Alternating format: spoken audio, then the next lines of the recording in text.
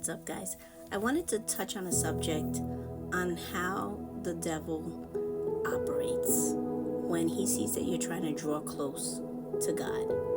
And it was just subjects that I was reading about, things that I was talking about today, and I just have to touch on this subject.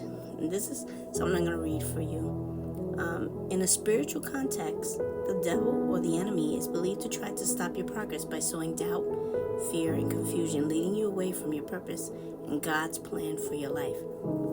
Here are some more detailed breakdowns of how the devil is said to try to hinder your progress. Sowing the doubt and the fear. The devil is believed to try to instill doubt, fear in your mind, making you question your abilities, your faith, and your purpose. Another way is distraction and temptation. He is said to tempt you with worldly pleasures, possessions, and status, distracting you from your spiritual goal of God's plan. Isolation or division. The devil is believed to try to isolate you from your support system and create divisions within your relationships, making it harder for you to stay focused and strong. Focus on your past.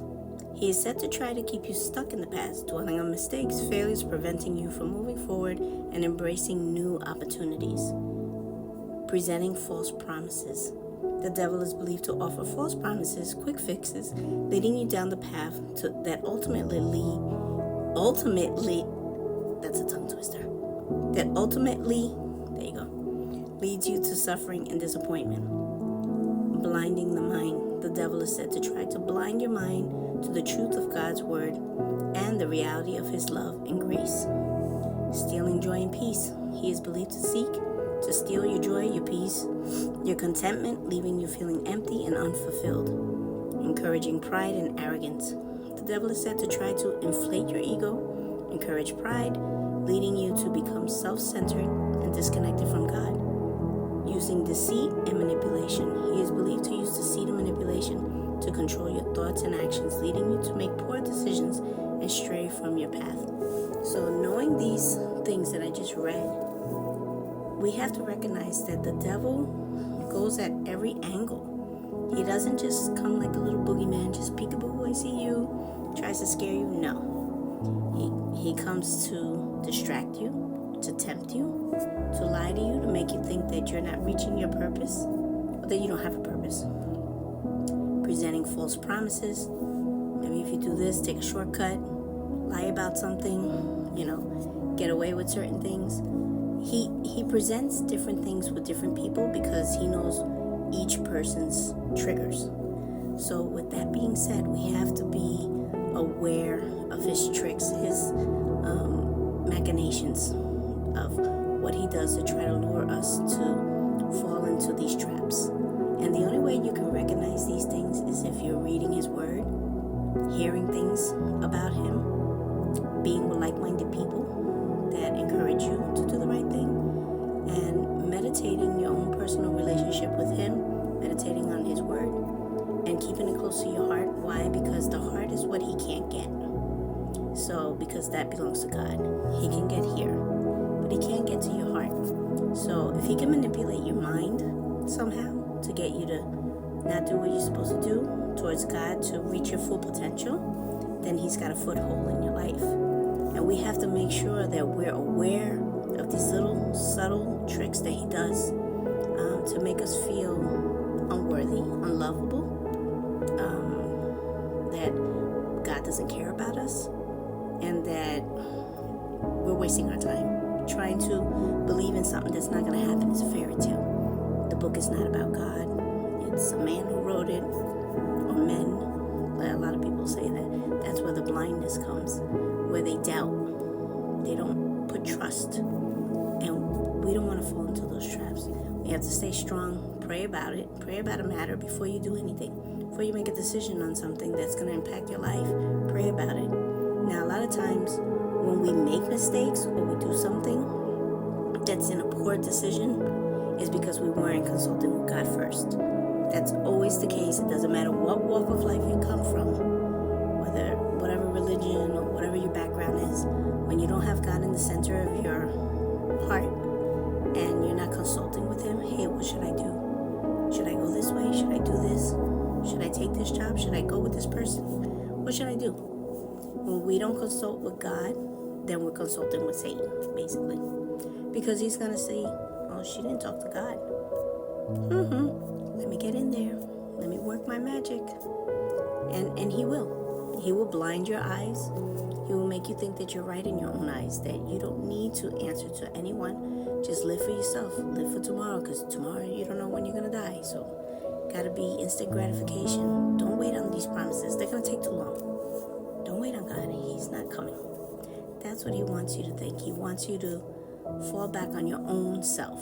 He wants you to rely on your own thinking, your own will, not God's will, not God's purpose for you. We can't do that, because then we'll wind up in the same boat as him. He's not going anywhere. He's not going back to heaven. He's not going to have a life. He's going to be ended. So we don't want to be dragged along with him, because then we'll lose our life, because God is going to see, whose side are you on? Are you putting trust in God, or are you putting faith in the worldly things, the things that the devil promises us? Do this. This is going to make you feel better. Take this drug. This is going to make you good. Steal that money. Go with that man. Go with that woman. Who cares if they're married? Who cares if they have a boyfriend? Whatever. Abuse your children.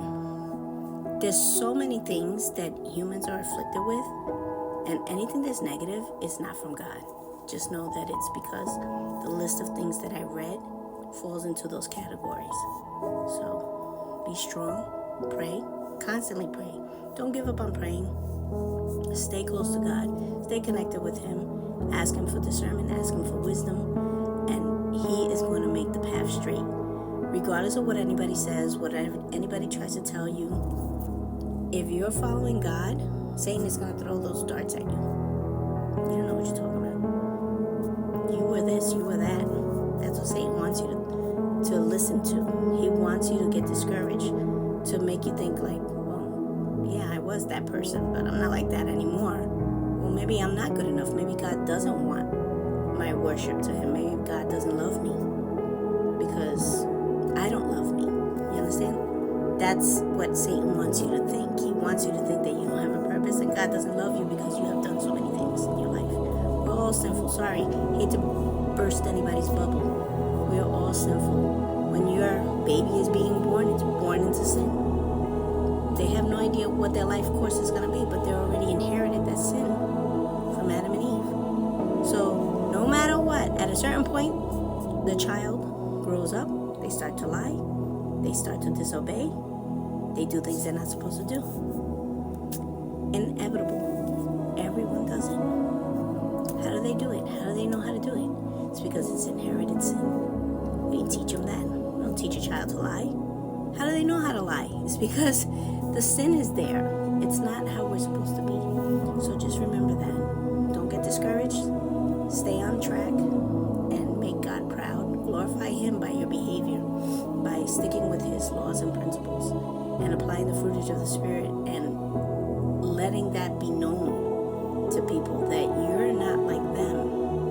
You have to be different. It doesn't matter if you lose friends or family or loved ones. You have to be different. You have to glorify God. Because at the end of the day, God is the one who's going to give you everything that you need. And things that you don't even think you need, he's going to give it to you. So I hope that encourages you to stay on track. Don't get discouraged. And don't listen to what he tries to trick you with those things that I listed. I hope you paid attention. Replay this video.